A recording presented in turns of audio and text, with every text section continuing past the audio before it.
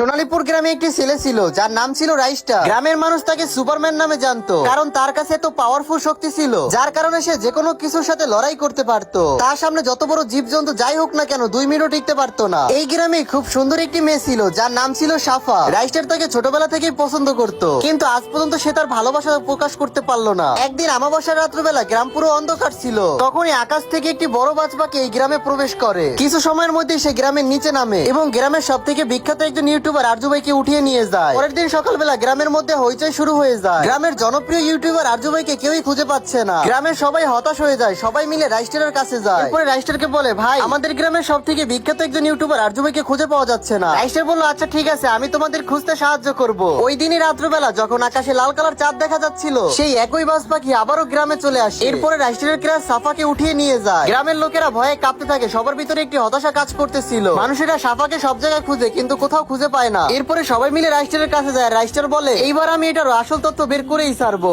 কিন্তু তার আগে বন্ধুরা আমাকে পাবজি প্লেয়ারের একটি চ্যালেঞ্জ দিচ্ছে। তারা বলেছে ফ্রি ফায়ারের নাকি দর্শক কম। তো বন্ধুরা আপনাদেরকে তেমন কিছু করতে হবে না। যদি আপনারা ফ্রি ফায়ার লাভার হন তাহলে এই ভিডিওতে একটি লাইক দিয়ে চ্যানেলটাকে সাবস্ক্রাইব করে দেন, এবং যারা রাইস্টারকে ভালোবাসেন তারা কমেন্ট সেকশনে লাল হার্ট দিবে, আর যারা পাবজি লাভার তারা কমেন্ট সেকশনে ব্ল্যাক হার্ট দেয়। আমিও দেখতে চাই কোন গেমের অডিয়েন্স সব থেকে বেশি। রাইস্টার একটি গাছের পাশে লুকিয়ে ওই বাসটা আবার অপেক্ষা করতেছিল। কিছু সময়ের মধ্যে ওই বাসটি চলে আসে আর রাইস্টারকে এখান থেকে উঠিয়ে নিয়ে যায়। রাইস্টারকে নিয়ে উঠতে উঠতে 2টা নদী পার করে একটি গ্রামে চলে আসে। এরপরে বাসটা রাইস্টারকে নিচে ফেলে দেয়, কিন্তু রাইস্টার স্পাইডারম্যান হওয়ার কারণে তার শরীরে কোনো ক্ষতি হয় না। রাইস্টার নিচে এসে দেখতে পায় চারদিকে বড় বড় প্রাণী, যেটা অবিশ্বাস্য। এরপর একটি বড় বাঘ রাইস্টারের দিকে আসতেছিল। বন্ধুরা তোমরা যদি এই ভিডিওটির পার্ট 2 দেখতে চাও তাহলে চ্যানেলটিকে সাবস্ক্রাইব করে পার্ট 2 কমেন্ট করো।